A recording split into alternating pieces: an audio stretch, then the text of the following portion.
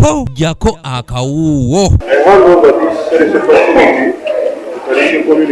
Disitulikiti ya Kasese ebitundu ebisinga bizibu bya kutuukamu olw'ensozi omuzungu byayita hard to reach areas era ng'abantu mu bitundu by'eno emu ku bizibu ebisinga okubakosa kwe kutambula engendo empanvu okufuna obujjanjabi, enguudo embi, ebbula ly'amazzi okwesaako n'ebizibu ebirala. Sisi analima chakula nini lakini mahitaji kutokana na barabara imesindikana, shule, kanisani, kila kitu tunabeba kwa kichwa, yani kwa ajili barabara yetu sio sana, na maombi kwamba namna nyinyi amekuja pande hii anafua okudduukirira abantu beno gavumenti ekutandikidde ku kyalo Kalingwe mu gombola y'ekisinga nga bano bazimbidde eddwaliro ku Dalia Health Center 2 nga lino libakwasiddwa RDC Joyiwa Lusimbi era ng'omulimu gw'okulizimba gumaze obukadde bw'ensimbi 16 n'ekitundu. Mulimu guno bagomba ku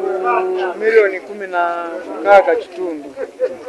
Mulimu twagukoze naye twagukoze mu bulumi bw'amaanyi kubanga eno teri materiyo sementi tumujeyo wasi kwegamba twagukoze naye Katonda atuyambye tukumala ate tuli basanyufu okuba omulimu twagumaze bulungi tuwedde tuguwadde bakama baako. Abatuuze beno basiimye gavumenti olw'okubalowoozaako wabula ne bagisaba eyongere ekusumusa eddwaliro lino okutuuka ku Dalia Health Center 3 kubanga obwetaavu balina bungi. Tukahiga magetse tukuti ebizibu bya magetse irihikanga nga hanu nitawunya ngombe kunia magetse ngukisipatara yetu eyo ngombe kunia magetse tukuti amakanisa na makelezia situlia kuiha kuinenyu.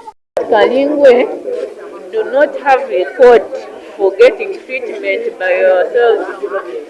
So we have to go to the district request for drugs, and this one is usually not easy because the district stores first goes around other health centers to pick the drugs which are excess from other drugs. Abatuuze era bawanjagidde gavumenti ku kizibu ky'enguudo embi mu bitundu byabwe nga wadde bagezaako okulima naye tebalina gye batunda birime byabwe olw'abaguzi obutatuukayo olw'enguudo ezitasoboka ekintu ekibafiiriza ebitagambika. The most problem facing here in this village or in this area is that we need road connection network to be improved. Secondly, we face a problem of water. We have no enough water in this area. Then thirdly, we want our health center to be upgraded up to a health center 3. We do not have PHC fund also to support activities of the health facility. Like we need a cleaner and security officer, but we can't get them since we do not have the funds to pay them. Also, those funds facilitate outreaches for immunization. So we find we do not carry out such outreaches. We do not have those funds. Amyuka akulira ebyobulamu mu disitulikiti ya Kasese Lois Colombia agambye nti bakola kyonna ekisoboka okulaba nga mu ddwaliro lino temuggwamu ddagala. Kalingwe Health Center 3, Health Center 2 has been fully commissioned, and as Kalingwe Health Center, it is in process that we are going to have it even a code next year.